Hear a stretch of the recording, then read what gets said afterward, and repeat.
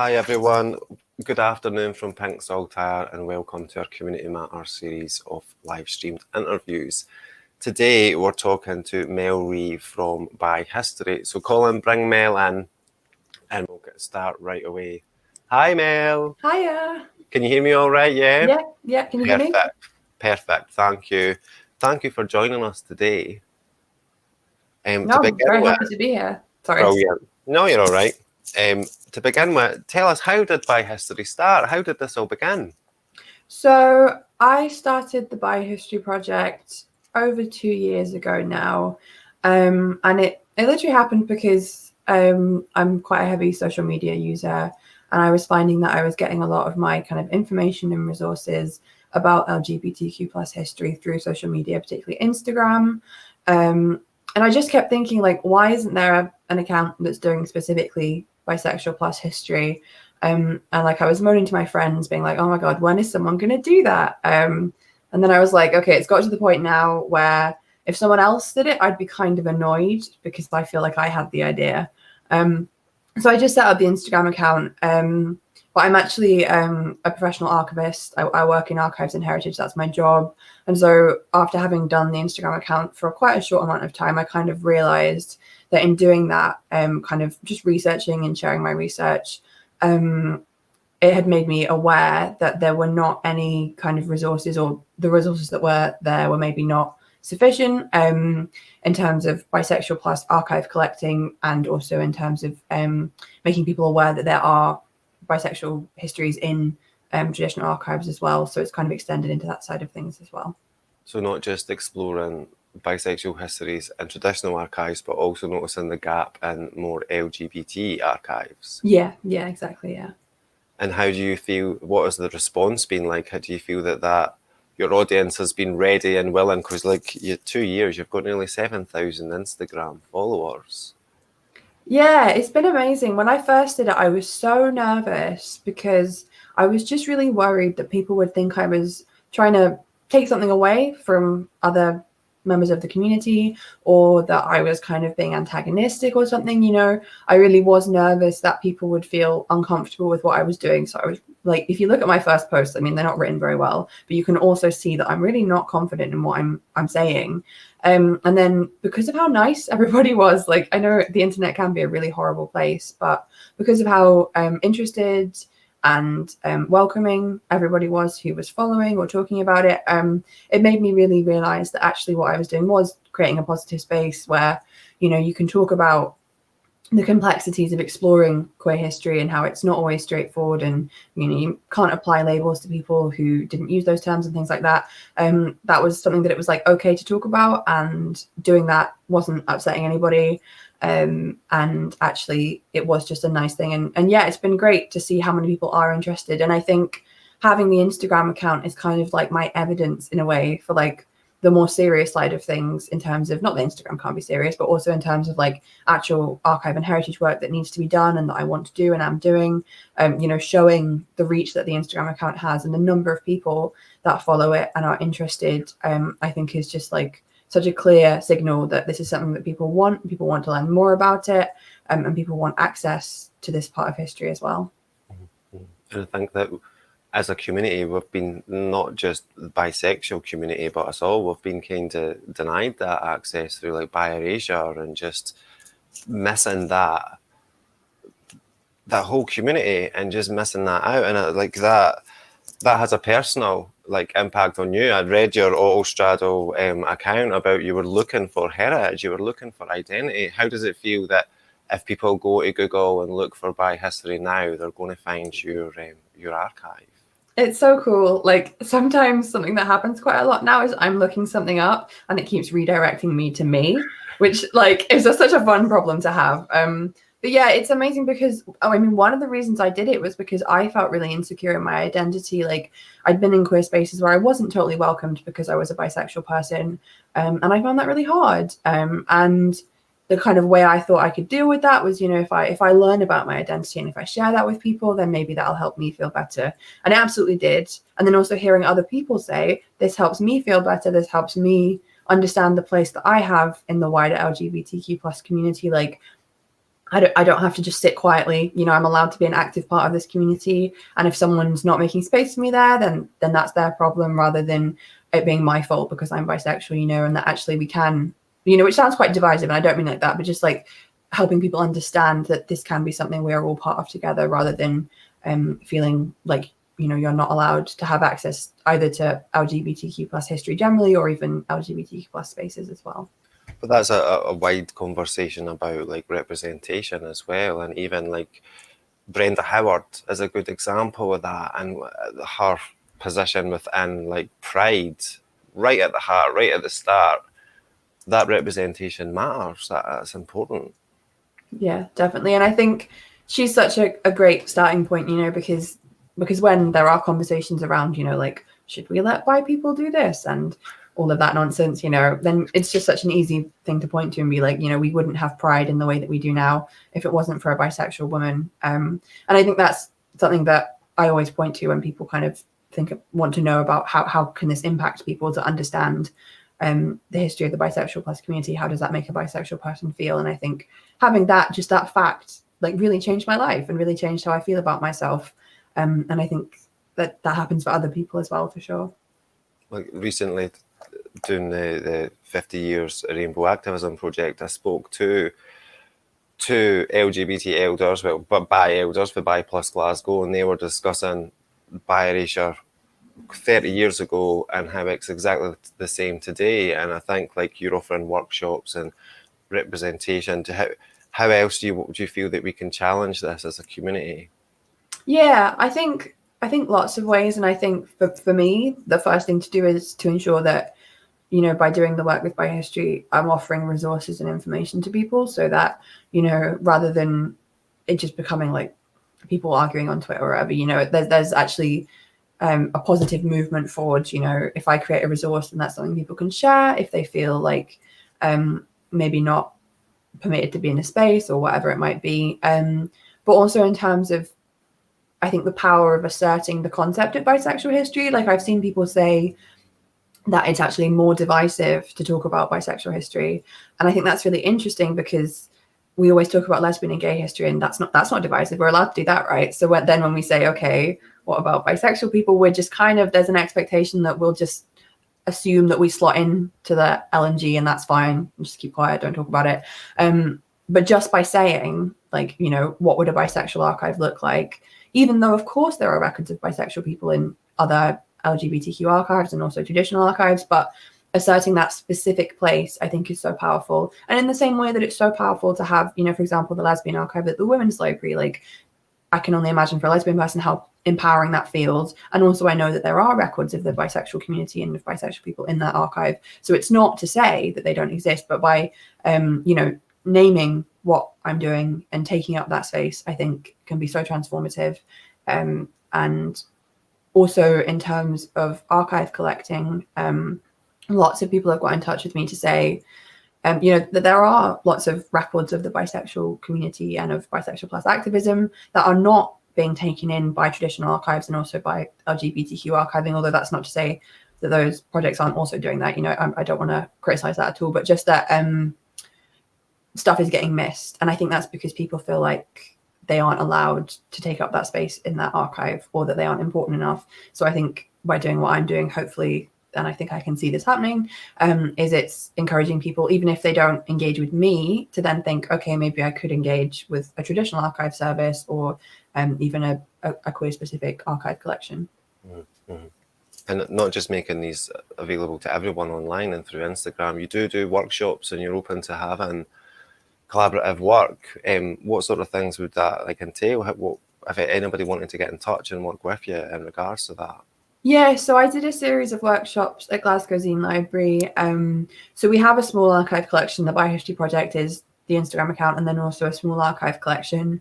And that's a mixture of records. There's some stuff that I've bought, which people very kindly donated. And I bought just off the kind of like private rare books market, like some magazines, mostly American stuff. But a few different things like that. And then also some records from a community group in London as well. So the whole point of that workshop series was to allow people to engage with that collection. You know, it's not here to be kept away from people. People should be able to look at it and engage it. And then we also did some zine making as well, to kind of add to those records, you know, as part of the series, and that was really great. And I think if anyone wants to kind of work with the Bi History Project or learn more about what we do, then have a look at the website, get in touch. Obviously, given the current situation, physical workshops are a bit more restricted, which I think is an interesting thing to think about in terms of archives, because of you know, copyright and data protection. It's not a simple case of I'll just scan this and pop it online. You know, I wish that it was, but you know, there's lots of things to kind of work out there. But my goal is that this collection will exist in a place that people can come and interact with it, can come and, you know, touch records of bisexual history, because that's something that I didn't do as a queer archivist until like 2 years ago, you know? So if I'm not doing it, then I would imagine that lots of other people who feel the same way as me aren't.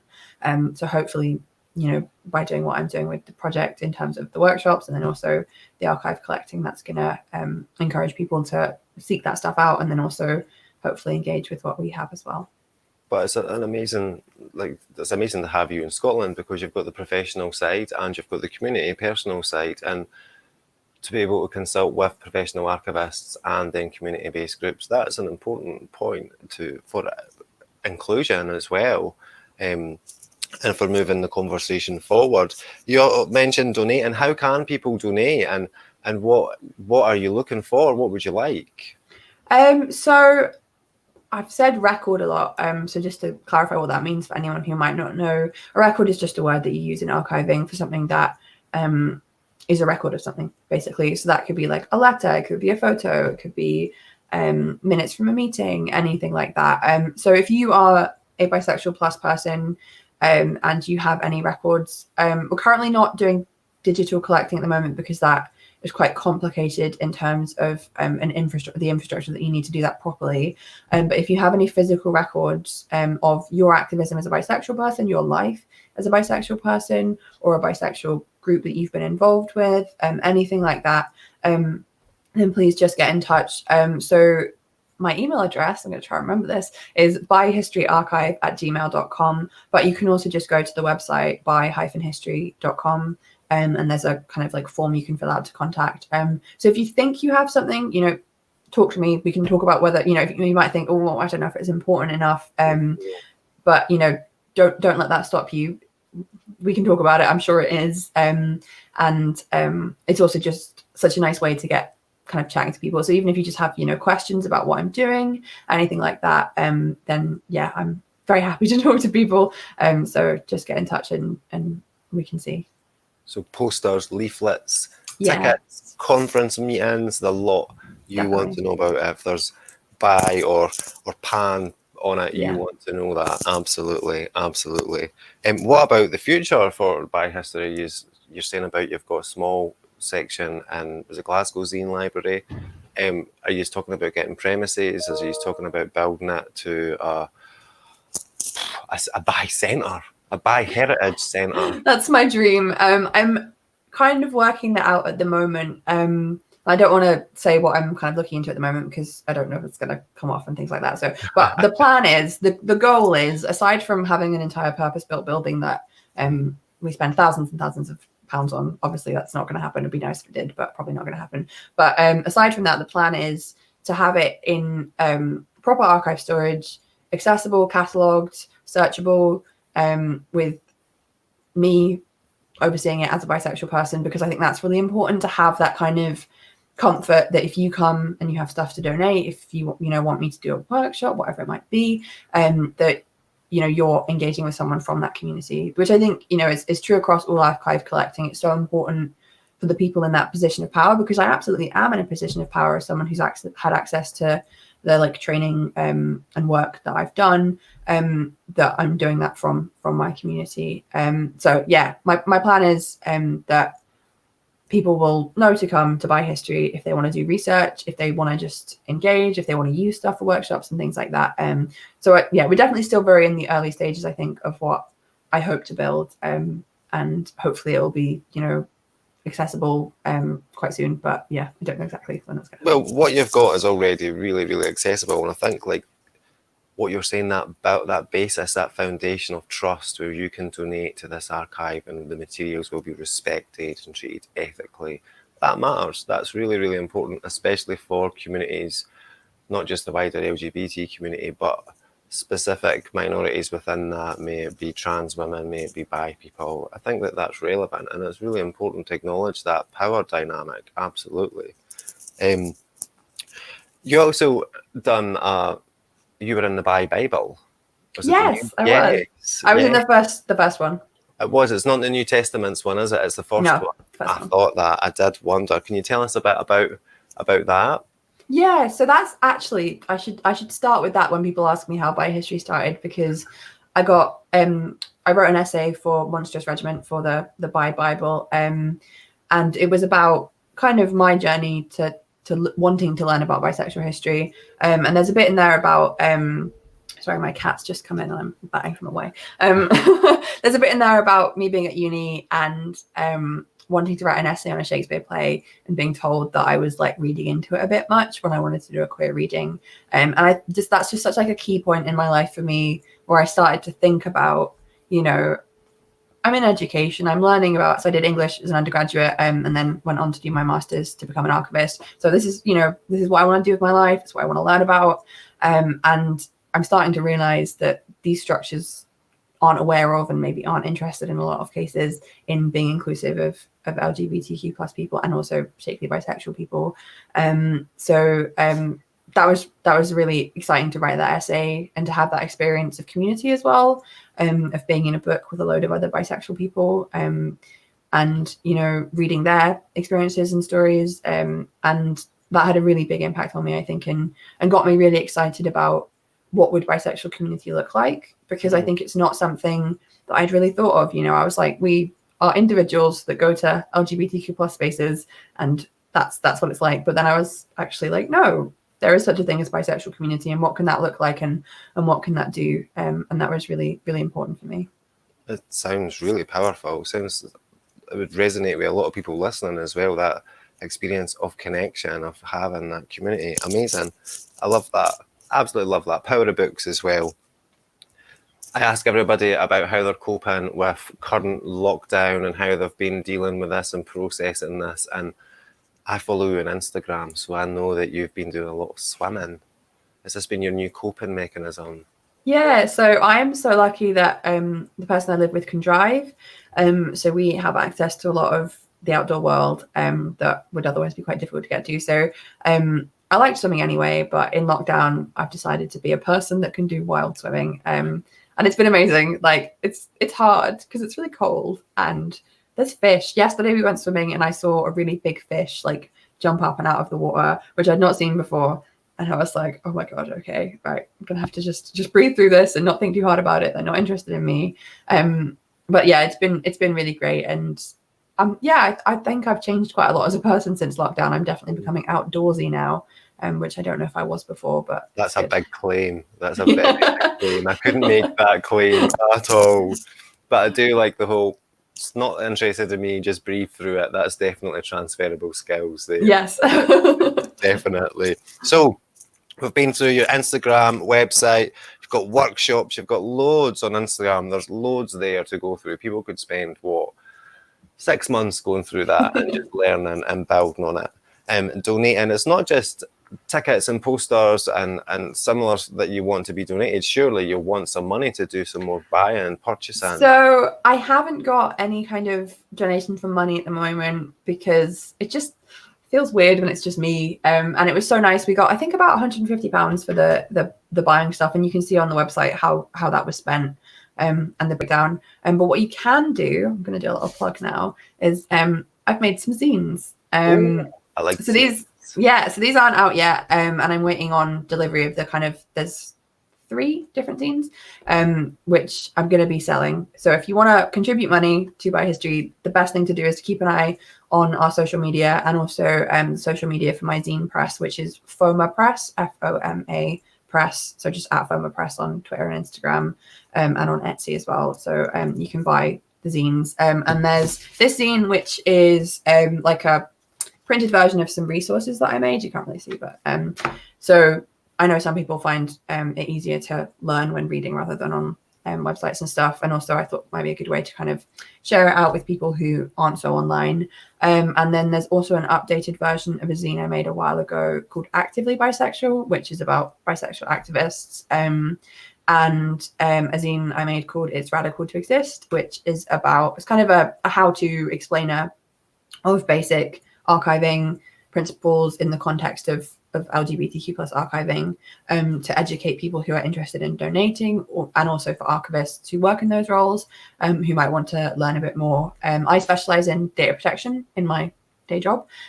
So there's also a section as well explaining how the law dictates that your personal data should be managed by an archive, in the hope that it will make you feel more confident and also empower you to say if you think something's not being done correctly. So those are the 3 zines, and then also one I made about aliens that has nothing to do with bihistory. So you can buy them probably next week, maybe the end of this week, depending when they arrive, and the profits from them will go towards printing more zines and then also buying stuff for the archive.